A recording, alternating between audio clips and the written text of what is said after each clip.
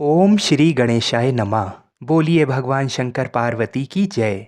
मित्रों, हमारे चैनल पर प्रतिदिन श्री शिव महापुराण की कथाओं को सुनाया जाता है। आज का ये भाग बड़ा ही रोचक है। इसमें सृष्टि का वर्णन किया गया है।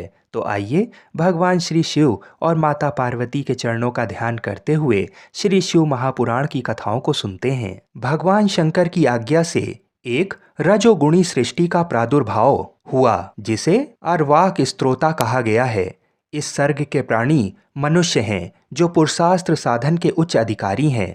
तदनंतर महादेव जी की आज्ञा से भूत आदि की सृष्टि हुई। इस प्रकार मैंने 5 तरह की वैकृत सृष्टि का वर्णन किया है। इनके सिवा 3 प्राकृत सर्ग भी कहे गए हैं, जो मुझ ब्रह्मा के सानिध्य से प्रकृति से ही प्रकट हुए हैं। इनमें पहला महातत्व का सर्ग है, दूसरा सूक्ष्म भूतों अर्थात तन मात्राओं का सर्ग है और तीसरा वैकारिक सर्ग कहलाता है। इस तरह से ये 3 प्राकृत सर्ग हैं। प्राकृत और वैकृत दोनों प्रकार के सर्गों को मिलाने से 8 सर्ग होते हैं। इनके सिवा नवा कौमार्ग सर्ग है, जो प्राकृत और वैकृत भी है। इन सबके अवान्तर भेद का मैं वर्णन नहीं कर सकता, क्योंकि उसका उपयोग बहुत थोड़ा है। अब द्विजात्मक सर्ग का प्रतिपादन करता हूँ। इसी का दूसरा नाम कौमार सर्ग है, जिसमें सनक सनंदन आदि कुमारों की महत्वपूर्ण सृष्टि हुई है। सनक आदि मेरे 4 मानस पुत्र हैं, जो मुझ ब्रह्मा के ही समान हैं। वे महान वैराग्य से संपन्न तथा उत्तम व्रत का पालन करने वाले हुए। उनका मन सदा भगवान शिव के चिंतन में ही लगा रहता है।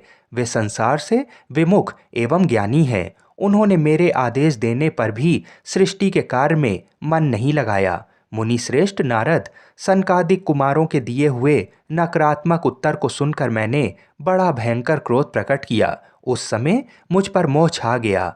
उस अवसर पर मैंने मन ही मन भगवान विष्णु का स्मरण किया। वे शीघ्र ही आ गए और उन्होंने समझाते हुए मुझसे कहा, तुम भगवान शिव की प्रसन्नता के लिए तपस्या करो। मुनि श्रेष्ठ श्री हरि ने जब मुझे ऐसी शिक्षा दी, तब मैं महाघोर एवं उत्कृष्ट तप करने लगा।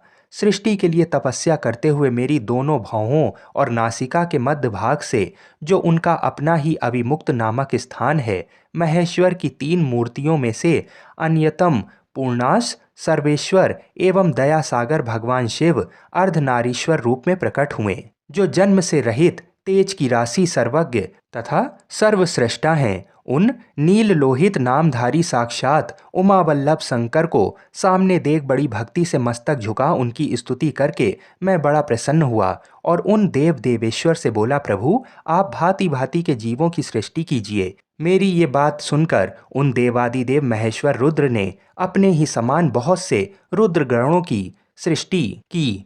तब मैंने अपने स्वामी महेश्वर महारुद्र से फिर कहा, देव आप ऐसे जीवों की सृष्टि कीजिए जो जन्म और मृत्यु के भय से युक्त हों। मुनि श्रेष्ठ मेरी ऐसी बात सुनकर करुणा सागर महादेव जी हंस पड़े और तत्काल इस प्रकार बोले, विधात मैं जन्म और मृत्यु के भय से युक्त अशोभन जीवों की सृष्टि नहीं करूंगा, क्योंकि वे कर्मों के अधीन हो दुख के समुद्र में डूबे रहेंगे। मैं तो दुख के सागर में डूबे हुए उन जीवों का उद्धार मात्र करूंगा। गुरु का स्वरूप धारण करके उत्तम ज्ञान प्रदान कर उन सबको संसार सागर से पार करूंगा।